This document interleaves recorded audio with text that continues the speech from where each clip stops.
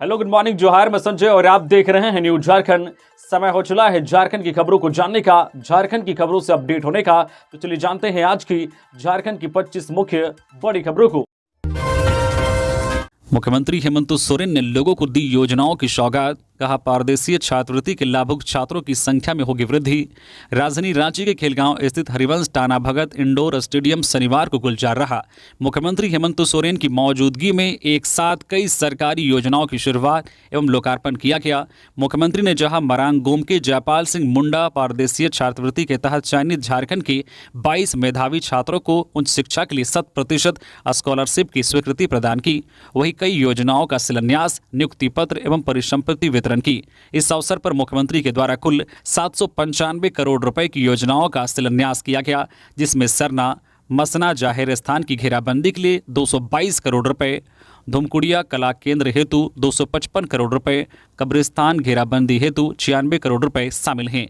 इसके अलावा मुख्यमंत्री के द्वारा रांची के करमटोली में बनने वाले 520 बच्चों के लिए 7 मंजिला छात्रावास, महिला महाविद्यालय में 500 बेड का हॉस्टल तथा पलामू के अनुसूचित जनजाति के बच्चों के लिए छात्रावास निर्माण का शिलान्यास किया गया। इस अवसर पर अबुआ वीर अबुआ दिसोम अभियान के तहत लगभग 3700 एकड़ सामुदायिक वनपट्टा मुख्यमंत्री के हाथों वितरित किया गया। इस अवसर पर मुख्यमंत्री ने कहा है कि राज्य सरकार अपने संसाधनों से सरकार के 20 लाख आवास विहीन परिवारों को अबू आवास योजना के तहत 3 कमरों का पक्का मकान उपलब्ध करा रही है। पूर्व की सरकारों ने राज्य के किसानों के साथ भी न्याय नहीं किया। हमारी सरकार यहां के किसानों के 2 लाख रुपए तक के कृषि ऋण को माफ करने का काम किया है। राज्य सरकार झारखंड के बिजली उपभोक्ताओं को 200 यूनिट बिजली मुक्त उपलब्ध करा रही है, वहीं पुराने बिजली बिल को भी माफ किया गया है। सीएम ने कहा है कि हमारी सरकार अपने प्रयास से राज्यवासियों को विभिन्न कल्याणकारी योजनाओं से जोड़कर उन्हें सम्मान देने का कार्य कर रही है। साहिबगंज में आएगा जल प्रलय, कोसी बराज से छोड़े जा रहे हैं 6 लाख क्यूसेक पानी, प्रशासन ने जारी किया हाई अलर्ट। साहिबगंज में आई बाढ़ के कारण हालत अभी सुधरे ही थे कि एक बार फिर से साहिबगंज वासियों के लिए चिंता पैदा करने वाली खबर है। दरअसल नेपाल में मूसलाधार बारिश के कारण कोसी नदी का जलस्तर खतरनाक रूप से बढ़ गया है। कोसी बराज से पानी छोड़े जाने के कारण भागलपुर के कुरसैला के पास गंगा नदी में कोसी का पानी मिलेगा। भारी बारिश के कारण कोसी नदी के जलस्तर में अप्रत्याशित बढ़ोतरी हुई है। जलस्तर की बढ़ोतरी के कारण कोसी बराज के 56 फाटक खोल दिए गए हैं, जिससे 6,81,639 क्यूसेक पानी छोड़ा जा रहा है। 1968 के बाद ऐसा पहली बार हो रहा है जब जलस्तर बढ़ने के कारण कोसी बराज के सभी 56 फाटक खोल दिए गए हैं। साहिबगंज आ गया है। साहिबगंज जिला में गंगा नदी के बढ़ते जलस्तर को देखते हुए कोसी नदी से 6,81,639 क्यूसेक पानी छोड़े जाने से प्रशासन का अनुमान है कि गंगा नदी में तेजी के साथ जलस्तर बढ़ेगा। इस कारण से प्रशासन ने हाई अलर्ट जारी किया है। प्रशासन ने नदी किनारे और निचले इलाकों में रह रहे लोगों को तुरंत सुरक्षित जगहों पर जाने की अपील की है। इसके लिए प्रशासन ने लोगों को नाव मुहैया कराया है, जिससे कि वह बाढ़ राहत शिविरों में शरण ले सके। पारा शिक्षकों के लिए बुरी खबर, 4% वार्षिक बढ़ोतरी पर रोक। झारखंड सरकार ने पारा शिक्षकों के मानदेय में 4% की वार्षिक बढ़ोतरी पर फिलहाल रोक लगा दी है। इस वर्ष जनवरी में शिक्षकों के मानदेय में बढ़ोतरी की गई थी, लेकिन अब अगस्त के मानदेय में इस बढ़ोतरी को रोक दिया गया है। इसको लेकर झारखंड शिक्षा परियोजना ने वित्त विभाग से मार्गदर्शन मांगा है, क्योंकि नियमावली में स्पष्ट उल्लेख नहीं है कि मानदेय में वार्षिक बढ़ोतरी मूल मानदेय पर होगी या बढ़ोतरी के बाद निर्धारित मानदेय पर। बता दें कि राज्य में 61,000 पारा शिक्षक कार्यरत हैं। इनके लिए अलग अलग मानदेय निर्धारित है। शिक्षा परियोजना निदेशक आदित्य रंजन ने कहा कि इस संबंध में प्रस्ताव वित्त विभाग को भेजा गया है। वित्त विभाग का मार्गदर्शन मिलने के बाद 4% बढ़ोतरी के साथ मानदेय का भुगतान किया जाएगा। इसके अलावा आकलन परीक्षा सफल होने पर शिक्षकों के मानदेय में 10% की बढ़ोतरी होनी है, लेकिन इसका निर्धारण भी सरकार के मार्गदर्शन के बाद होगा। हेमंत सोरेन ने 444 प्रशिक्षण अधिकारियों को दिया नियुक्ति पत्र। झारखंड में जेएसएससी की विभिन्न प्रतियोगी परीक्षा पास करने वाले 527 लोगों के बाद शनिवार को 444 प्रशिक्षण अधिकारियों को नियुक्ति पत्र सौंपा गया। झारखंड के मुख्यमंत्री हेमंत सोरेन ने शनिवार को इन 444 प्रशिक्षण अधिकारियों को नियुक्ति पत्र दिया। कार्यक्रम का आयोजन श्रम नियोजन एवं प्रशिक्षण विभाग की ओर से किया गया था। राजधानी रांची के डोरंडा स्थित जैफ 1 के शौर्य सभागार में मुख्यमंत्री हेमंत सोरेन ने कुछ प्रशिक्षण अधिकारियों को अपने हाथों से नियुक्ति पत्र दिया। नियुक्ति पत्र पाकर प्रशिक्षण अधिकारियों के चेहरे खिल उठे। सरकारी नौकरी मिलने की खुशी उनके चेहरे पर साफ झलक रही थी। नवचयनित 444 प्रशिक्षण अधिकारियों में कृषि पदाधिकारी समेत कई पदों पर झारखंड राज्य के गठन के बाद पहली बार नियुक्ति हुई है। झारखंड के मुख्यमंत्री हेमंत सोरेन ने कहा है कि उनके कार्यकाल में विभिन्न विभागों में हजारों युवाओं की नियुक्ति की गई है। खबरों में आगे बढ़ने से पहले अगर आप अभी तक न्यूज़ झारखंड चैनल को सब्सक्राइब नहीं किए हैं तो प्लीज़ चैनल को सब्सक्राइब करके बेल आइकन प्रेस कर दीजिए, जिससे आपको झारखंड की हर छोटी बड़ी खबर का अपडेट आप तक पहुंचता रहे। तो चलिए बढ़ते हैं खबरों की ओर। ग्रेजुएट और पोस्ट ग्रेजुएट युवा को 2 साल तक 2,000 रुपए की राशि दी जाएगी, डाल्टनगंज में बोले शिवराज सिंह चौहान। डाल्टनगंज में शनिवार को केंद्रीय मंत्री शिवराज सिंह चौहान ने कहा है कि बीजेपी की सरकार बनते ही ग्रेजुएट और पोस्ट ग्रेजुएट युवा को 2 साल तक 2,000 रुपए की राशि दी जाएगी। बता दें कि झारखंड चुनाव प्रभारी शिवराज सिंह चौहान ने शनिवार को झारखंड के पलामू जिले स्थित डाल्टनगंज में परिवर्तन महासभा को संबोधित किया। इस दौरान शिवराज सिंह चौहान ने कहा है कि पलामू प्रमंडल में 1000 किलोमीटर की परिवर्तन यात्रा हुई है और इस यात्रा में आप लोगों का उत्साह देखते हुए मैं कह सकता हूं कि झारखंड में परिवर्तन सुनिश्चित है और हेमंत सोरेन की सरकार जाना तय है और भारतीय जनता पार्टी की सरकार आना भी तय है। वहीं चौहान ने झारखंड की जेएमएम और कांग्रेस गठबंधन सरकार पर निशाना साधते हुए कहा है कि यह गठबंधन नहीं ठगबंधन है। इन्होंने मिलकर जल संपदा, वन संपदा और खनिज संपदा से भरपूर सुंदर प्रदेश को खोखला कर दिया है। जब झारखंड में बीजेपी की सरकार थी तो यहाँ ऐसे विकास के काम हुए थे कि जनता आज भी याद करती है। इसलिए अब भारतीय जनता पार्टी की सरकार ही झारखंड को विकास के पथ पर ले जाएगी। 10 लाख रुपए के इनामी नक्सली ने किया सरेंडर, डीआईजी के समक्ष किया आत्मसमर्पण। नक्सली रामदयाल महतो पर 54 से अधिक मामले दर्ज। गिरिडीह में भाकपा माओवादी के कुख्यात सक्रिय सदस्य सह 10 लाख के इनामी नक्सली रामदयाल महतो उर्फ बच्चन दा ने गिरिडीह पुलिस के समक्ष आत्मसमर्पण किया है। शनिवार को पुलिस कार्यालय में डीआईजी सुनील भास्कर ने प्रेस वार्ता कर इसकी जानकारी दी है। डीआईजी सुनील भास्कर ने बताया है कि झारखंड सरकार के आत्मसमर्पण एवं पुनर्वास नीति नई दिशा एक नई पहल से प्रभावित होकर भाकपा माओवादी के कुख्यात नक्सली रामदयाल महतो उर्फ बच्चन दा उर्फ अमर दा ने आत्मसमर्पण किया है, जिसे नामित 10 लाख रुपए के साथ घोषित पुनर्वास नीति का लाभ भी दिया जाएगा। बताया कि इनका आपराधिक इतिहास बहुत बड़ा रहा है।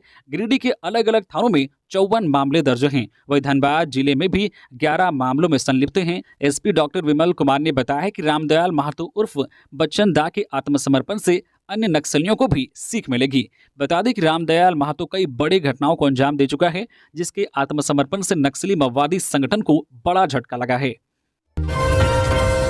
6 करोड़ 73 लाख रुपए से डेवलप होगा रांची का प्रसिद्ध पहाड़ी मंदिर। रांची के प्रसिद्ध पहाड़ी मंदिर के डेवलपमेंट पर 6 करोड़ 73 लाख 6,700 रुपए खर्च किए जाएंगे। इसकी मरम्मती और रीडेवलपमेंट पर होने वाले खर्च की प्रशासनिक स्वीकृति डीसी राहुल कुमार सिन्हा ने दे दी है। दी गई स्वीकृति में बताया गया है कि 4 करोड़ 24 लाख 54,300 रुपए से गार्ड वॉल तथा बाउंड्री वॉल निर्माण पर 2 करोड़ 48 लाख 52,400 रुपए खर्च किए जाएंगे। इस काम के लिए कार्यपालक अभियंता NREP1 रांची को कार्यकारी एजेंसी के रूप में नियुक्त किया गया है। वहीं इस प्रोजेक्ट को 31 मार्च 2026 तक पूरा कर लेने को कहा है। मनरेगा मजदूरों का प्रदर्शन, मांगों को लेकर राजभवन को सौंपा ज्ञापन। मनरेगा मजदूरों के हक के लिए झारखंड नरेगा वॉच और मनरेगा संघर्ष मोर्चा ने रांची में राजभवन के समक्ष प्रदर्शन किया। इस प्रदर्शन में बिहार, पश्चिम बंगाल, ओडिशा, छत्तीसगढ़ और झारखंड के मनरेगा मजदूर शामिल हुए। मनरेगा मजदूरों के साथ साथ अलग अलग राज्यों में मजदूरों के अधिकार की लड़ाई लड़ने वाले संगठन भी शामिल हुए। बिहार के मुजफ्फरपुर जिला से आई महिला मनरेगा मजदूर मंडेश्वरी देवी एक कठपुतली लेकर आई थी। उन्होंने अपनी पीड़ा बताते हुए कहा है कि बिहार में मनरेगा मजदूरों की सबसे बड़ी समस्या है ऑनलाइन हाजिरी बनाने से। काम करने के बावजूद कई बार उनकी हाजिरी काट दी जाती है क्योंकि गांव में मोबाइल का नेटवर्क नहीं रहता है। वहीं लातेहार जिला से रांची राजभवन पहुंची अफसाना कहती हैं कि एक तो मनरेगा कर्मियों की मजदूरी कम है, वही 15 दिन में मजदूरी भुगतान की अनिवार्यता की जगह 6 से 8 महीने लग जाते हैं। उनका परिवार बड़ा है और साल में 100 दिन की मजदूरी से घर नहीं चलता है। ऐसे में मनरेगा मजदूरी बढ़ाने की जरूरत है। इस कार्यक्रम में मनरेगा मजदूरी बढ़ाकर 800 रुपये करने ऑनलाइन हाजिरी की बाध्यता खत्म करने, मनरेगा का बजट बढ़ाने, पश्चिम बंगाल में रोके गए मनरेगा फंड को फिर से शुरू करने और मजदूरी का हर 15 दिन में भुगतान के नियम को कठोरता से पालन कराने की मांग की गई है। इस संदर्भ में राजभवन को एक ज्ञापन भी सौंपा गया है। रविवार को नामकुम में मनरेगा मजदूरों का क्षेत्रीय सम्मेलन भी आयोजित की जाएगी। रांची महानगर श्री दुर्गा पूजा समिति के प्रतिनिधिमंडल ने सीएम हेमंत सोरेन से की मुलाकात। रांची महानगर श्री दुर्गा पूजा समिति के एक प्रतिनिधिमंडल ने मुख्यमंत्री हेमंत सोरेन से उनके कांके रोड स्थित मुख्यमंत्री आवासीय कार्यालय में मुलाकात की। इस दौरान समिति के सदस्यों ने मुख्यमंत्री को विभिन्न पूजा पंडालों में माता रानी के दर्शन करने के लिए आमंत्रित किया। मुख्यमंत्री को मां दुर्गा की प्रतिमा और चुनरी भेंट कर सम्मानित किया गया। साथ ही समिति के सदस्यों ने दुर्गा पूजा की तैयारियों से संबंधित जानकारी दी। समिति के सदस्यों ने कहा कि राज्य सरकार की ओर से हर वर्ष की भांति इस वर्ष भी सहयोग की अपेक्षा है। वहीं मुख्यमंत्री ने भी भरोसा दिलाया है कि राज्य सरकार पूजा समितियों के साथ खड़ी है और जिला प्रशासन का पूरा सहयोग मिलेगा। साथ ही मुख्यमंत्री ने समिति के सदस्यों को अपनी ओर से हार्दिक शुभकामनाएं दी। एनडीए की सीट शेयरिंग लगभग फाइनल। आजसू जेडीयू के साथ लड़ेगी विधानसभा चुनाव। 99% सीट शेयरिंग पूरी। पितृपक्ष के बाद होगा ऐलान। चुनाव आयोग के झारखंड दौरे और विधानसभा चुनाव की सुगबुगाहट के बीच बीजेपी की ओर से बड़ी बात सामने आई है।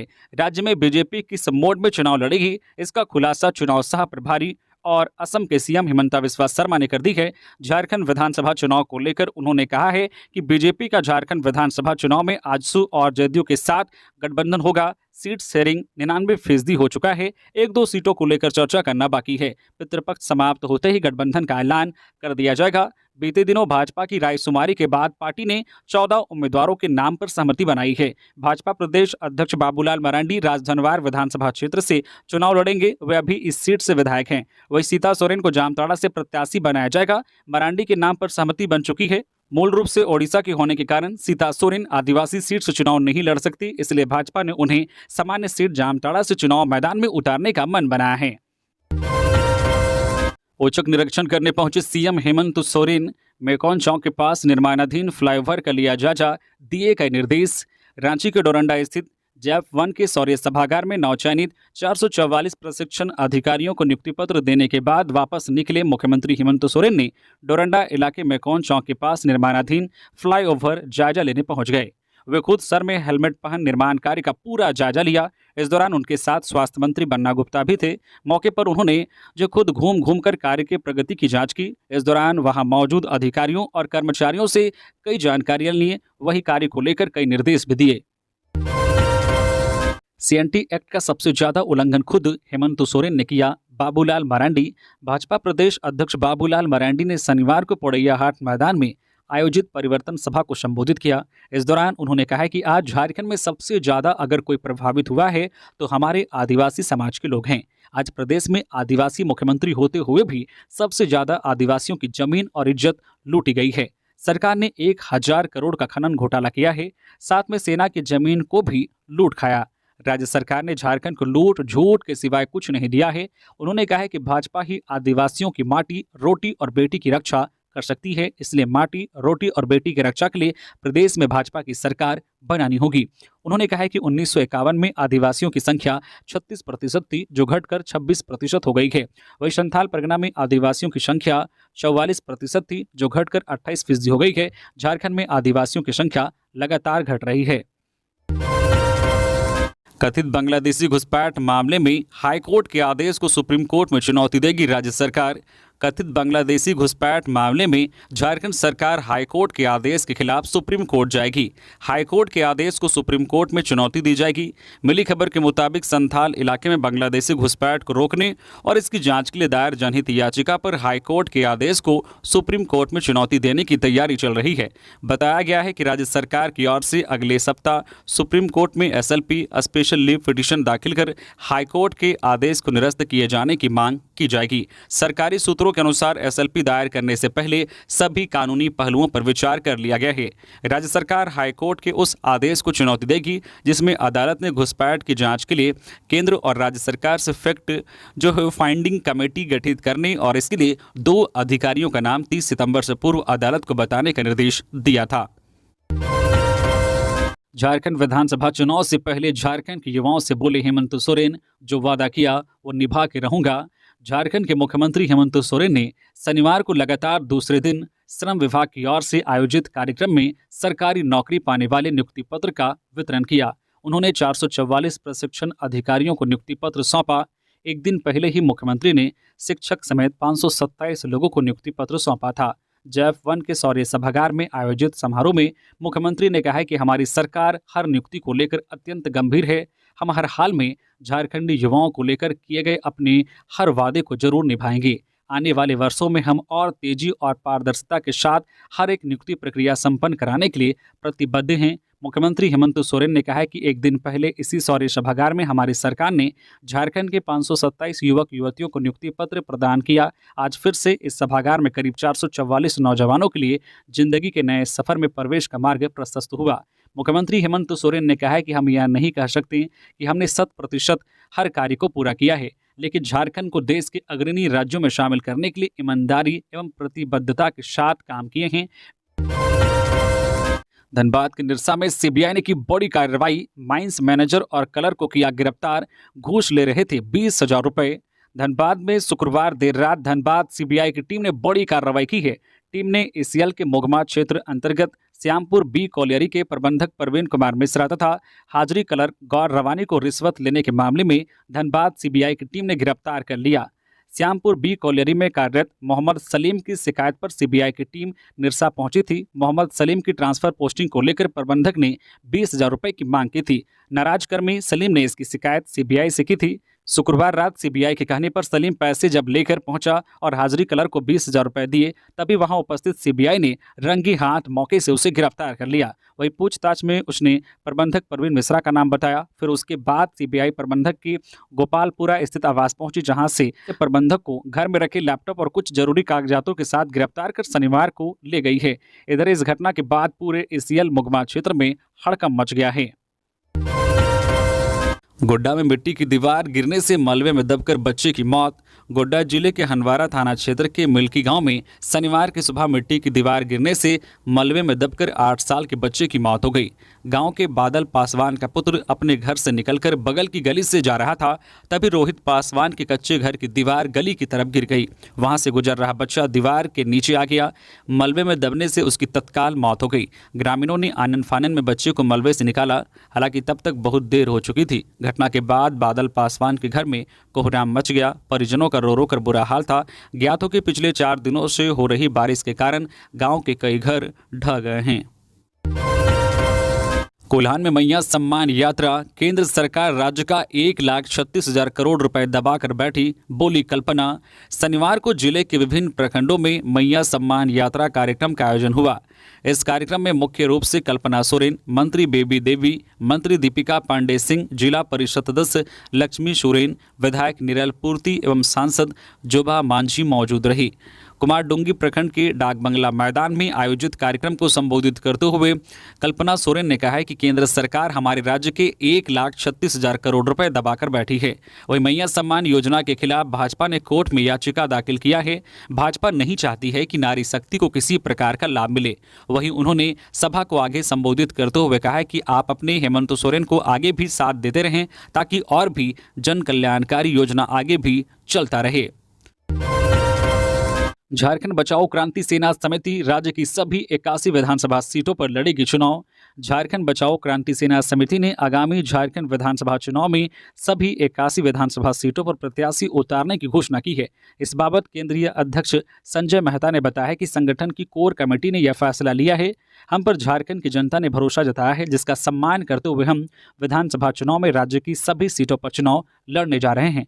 हम वैसे साथियों के साथ मिलकर यह चुनाव लड़ेंगे जो झारखंड की नीतियों, development vision, long term plan के साथ अपनी माटी के लिए कुछ करना चाहते हो। उन्होंने झारखंड के सभी सीटों से वैसे लोगों को चुनाव लड़ने के लिए आमंत्रित किया है जो राज्य के नवनिर्माण की परिकल्पना रखते हैं। www.jbksjharkhand.in वेबसाइट पर दी गई जानकारी के अनुसार राज्य का कोई भी व्यक्ति झारखंड बचाओ क्रांति सेना समिति के बैनर तले विधानसभा चुनाव के लिए टिकट हेतु अपनी उम्मीदवारी पेश कर सकता है। हालांकि संगठन द्वारा दावेदारी पर विचार विमर्श किया जाएगा। कोडरमा में अभ्यर्थियों की ली गई शारीरिक दक्षता परीक्षा, 95 पदों पर होनी है भर्ती। कोडरमा जिले में चौकीदार बहाली को लेकर शनिवार को शारीरिक दक्षता की परीक्षा ली गई। कोडरमा थर्मल पावर प्लांट जाने वाली 4 लेन सड़क पर 1600 मीटर का ट्रैक बनाया गया, जिसमें लिखित परीक्षा के बाद चयनित अभ्यर्थियों ने दौड़ में हिस्सा लिया। पुरुषों के लिए 5 मिनट में दौड़ पूरी करने पर 20 अंक और 6 मिनट में दौड़ पूरी करने पर 10 अंक दिए जाएंगे। इसी तरह महिलाओं के लिए 8 मिनट में दौड़ पूरी करने पर 20 अंक और 10 मिनट में दौड़ पूरी करने पर 10 अंक दिए जाएंगे। दरअसल चौकीदार के 10 पदों के लिए 810 अभ्यर्थियों ने आवेदन किए थे, जिसमें 25 तारीख को आयोजित लिखित परीक्षा में 753 अभ्यर्थियों ने हिस्सा लिया था। लिखित परीक्षा में 278 अभ्यर्थियों का चयन हुआ। सभी चयनित अभ्यर्थियों के लिए शनिवार को शारीरिक दक्षता परीक्षा का आयोजन किया गया, जिसमें 267 अभ्यर्थियों ने हिस्सा लिया। इस पूरी प्रक्रिया की मॉनिटरिंग के लिए बड़ी संख्या में जिला प्रशासन के आला अधिकारी और पुलिस अधिकारियों की तैनाती की गई। इसके अलावा पूरी प्रक्रिया की पारदर्शिता के लिए 30 जगह स्टैटिक कैमरे और 3 ड्रोन कैमरे से नजर रखी जा रही थी। पूरी प्रक्रिया की रिकॉर्डिंग भी की गई। हजारीबाग की दनुआ घाटी में फार्म लदा कंटेनर जला। जीटी रोड के सांझा में शॉर्ट सर्किट से केबिन में लगी आग। बंगाल जा रही थी गाड़ी। चौपारण प्रखंड के जीटी रोड सांझा दनुआ घाटी में फार्म लदा कंटेनर में आग लग गई। इस आगजनी में वाहन सहित सामान जलकर राख हो गया। बताया जाता है कि कंटेनर में फार्म लदा हुआ था, जो सजावट सहित अन्य कार्यों के लिए कोलकाता पश्चिम बंगाल जा रही थी। जानकारी के मुताबिक कंटेनर झारखंड बिहार के बॉर्डर पार करने के बाद दनुआ घाटी की चढ़ाई चढ़ रहा था। घाटी चढ़ने के बाद सांझा में शॉर्ट सर्किट होने से केबिन में आग लग गई और देखते देखते आग पूरे कंटेनर में फैल गई, जिससे धू कर फॉर्म सहित पूरा कंटेनर वाहन जलकर राख हो गया। मालूम हो कि हजारीबाग जिले के झारखंड बिहार की सीमा पर चौपारण प्रखंड के जीटी रोड दनुआ घाटी आम लोगों के लिए जी का जंजाल बन गया है। जामताड़ा में फिर पकड़े गए 3 साइबर अपराधी। पुलिस को ऐसे मिली सफलता। साइबर अपराधियों के विरुद्ध लगातार कार्रवाई और छापेमारी में 3 साइबर अपराधियों को गिरफ्तार किया गया है। पुलिस को यह सफलता गुप्त सूचना के आधार पर मिली है। बताया गया है कि नारायणपुर थाना क्षेत्र के पोखरिया गांव एवं कर्माटांड़ थाना क्षेत्र के जो सतुआटांड़ गांव में साइबर अपराधियों के द्वारा ठगी करने की गुप्त सूचना एसपी डॉक्टर एहतसाम वकारिब को मिली थी। इसके बाद एसपी ने त्वरित कार्रवाई करते हुए टीम गठित की और छापेमारी की गई, जिसमें 3 साइबर अपराधियों को गिरफ्तार किया गया। साइबर अपराध थाना में डीएसपी अशोक कुमार राम ने प्रेस कॉन्फ्रेंस कर बताया कि गुप्त सूचना के आधार पर नारायणपुर थाना क्षेत्र के पोखरिया गांव एवं कर्माटांड़ थाना क्षेत्र के सतुआटांड़ गांव में साइबर अपराधियों के विरुद्ध छापेमारी की गई। गिरफ्तार अपराधियों में सफाकत अंसारी, इब्राहिम अंसारी, मुक्तदा अंसारी के नाम हैं। इनके पास से 10 mobile, 14 SIM card, 1 ATM card, 1 voter card, 1 PAN card और नगद 52,000 रुपये बरामद हुए हैं। मंत्री इरफान अंसारी ने की ऊर्जा विकास कार्मिक संघ बैठक। आउटसोर्स विद्युत कर्मियों के मामले पर बनी ये सहमति। ग्रामीण विकास मंत्री इरफान अंसारी ने शनिवार को झारखंड ऊर्जा विकास कार्मिक संघ के अध्यक्ष अजय राय के साथ संयुक्त प्रेस कॉन्फ्रेंस आयोजित की। इस दौरान अंसारी ने कहा कि पूरे राज्य के विभिन्न विभागों में आउटसोर्स व्यवस्था से मुख्यमंत्री दुखी हैं। इसके समाधान की दिशा में वह कोई उचित कदम उठाएंगे, इस बात का भरोसा दिलाया है। उन्होंने कहा है कि सरकार की प्राथमिकता है आउटसोर्स खत्म हो और उसको लेकर हमारा जो भी प्रयास होगा हम करेंगे। इरफान अंसारी ने बताया कि शुक्रवार को मुख्यमंत्री हेमंत सोरेन के साथ झारखंड ऊर्जा विकास कार्मिक संघ के अध्यक्ष अजय राय की वार्ता कराई थी। इस दौरान अजय राय ने मुख्यमंत्री हेमंत सोरेन को लिखित ज्ञापन संघ की ओर से सौंपा। उनसे 6 सूत्रीय मांगों पर कार्रवाई की मांग की। इस अवसर पर अजय राय ने मुख्यमंत्री का ध्यान झारखंड ऊर्जा निगम की ओर आकर्षित कराते हुए कहा कि निगम के अंदर विगत 2017 से आउटसोर्स व्यवस्था लागू है। इसके कारण इसमें काम करने वाले विद्युत कर्मियों की हालत बद से बदतर हो गई है। इस पर लगाम लगाया जाना राज्य सरकार का दायित्व बनता है। सीएम हेमंत सोरेन 1 अक्टूबर को करेंगे हजारीबाग के नए नगर निगम भवन का उद्घाटन। होगी ये सुविधाएं। सीएम हेमंत सोरेन 1 अक्टूबर को हजारीबाग में नगर निगम के नए भवन का उद्घाटन करेंगे। इसकी तैयारियां जुड़कों की ओर से की जा रही है। भवन का पूरा परिसर 60,912 वर्ग फुट में फैला हुआ है और इसे 24 करोड़ 95 लाख की लागत से तैयार किया गया है। इसमें महापौर, उप महापौर और नगर आयुक्त के कार्यालय बनाए गए हैं। साथ ही स्थायी समितियों की बैठकों के लिए हॉल, अधिकारियों के लिए अलग अलग ऑफिस बनाए गए हैं। मिली खबर के मुताबिक भवन में जन सुविधा केंद्र और विभिन्न कार्यों के काउंटर बनाए गए हैं। यहां आने वाले लोगों के लिए नागरिक सुविधाओं का ख्याल रखा गया है। इस भवन में 1000 क्षमता वाला बोर्ड रूम, 35 लोगों की क्षमता का कोर्ट रूम, 21 सदस्यों के लिए स्टैंडिंग कमेटी का कक्ष और कैफेटेरिया उपलब्ध है। प्रत्येक मंजिला में शौचालय बनाया गया है। भवन के बेसमेंट में पार्किंग की व्यवस्था की गई है। आईएएस छवि रंजन की पत्नी ने आरोपों का किया खंडन। कहा, जमानत खारिज होने का अर्थ यह नहीं कि वे अपराधी हैं। आईएएस अधिकारी छवि रंजन की पत्नी शीतल झा ने मीडिया में उनके परिवार पर लगाए जा रहे आरोपों का खंडन करते हुए स्पष्ट किया है कि उनके पति की सर्वोच्च न्यायालय से जमानत अर्जी खारिज होने का अर्थ यह नहीं है कि वह अपराधी हैं। शीतल झा ने बताया कि 15 महीनों से उनके पति जेल में बंद हैं, लेकिन अब तक ईडी को किसी भी प्रकार के पैसे के लेन देन या भ्रष्टाचार के सबूत नहीं मिले हैं। उन्होंने इस बात पर भी जोर दिया है कि ईडी के किसी भी अधिकारी ने इस तरह के आरोपों की पुष्टि मीडिया के सामने नहीं की है। शीतल झा ने अपनी बात रखते हुए कहा है कि न्यायालय से जमानत अर्जी खारिज हो जाना अपराधी होने का प्रमाण नहीं होता है। जब तक कोई ठोस सबूत ना हो तब तक किसी के बारे में झूठी खबरें फैलाना गलत है। केंद्रीय मंत्री चिराग पासवान का आज धनबाद दौरा। पार्टी के जन आक्रोश मार्च में होंगे शामिल। लोक जनशक्ति पार्टी के राष्ट्रीय अध्यक्ष शाह केंद्रीय मंत्री चिराग पासवान आज रविवार को धनबाद का दौरा करने वाले हैं। शहर के नेहरू कॉम्प्लेक्स ग्राउंड में वे जनसभा को संबोधित करेंगे। उनकी सभा को लेकर तैयारियां अंतिम चरण में हैं।